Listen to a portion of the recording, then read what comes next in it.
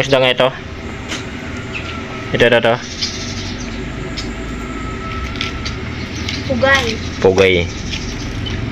Pugay.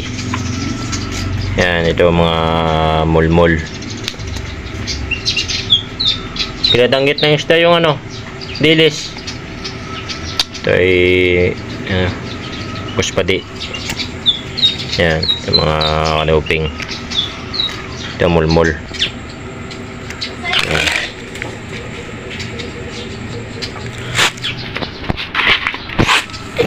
Lapu-lapu. Malabasa yung mga lapu-lapu ngayon. Ayun o. Dalawa kami kagabi. Saglit lang ito, wala pang isang oras. Ito agad yung huli namin. Yung kasama ko, si Bayaw, na yung flashlight niya, pinasukan ng tubig. Ganito rin kadami yung huli niya. Yan. Kaso nga lang, baka kami nag-uwi. Dahil yung flashlight namin, wala na. Yung flashlight ko naman, DIY. Ayos pa naman.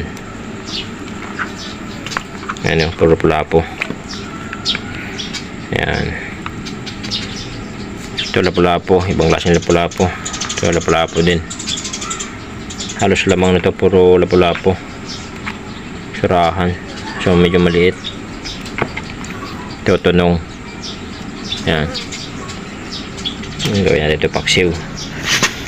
Tapos ito naman bigay ni Bilas. Galing Basnig.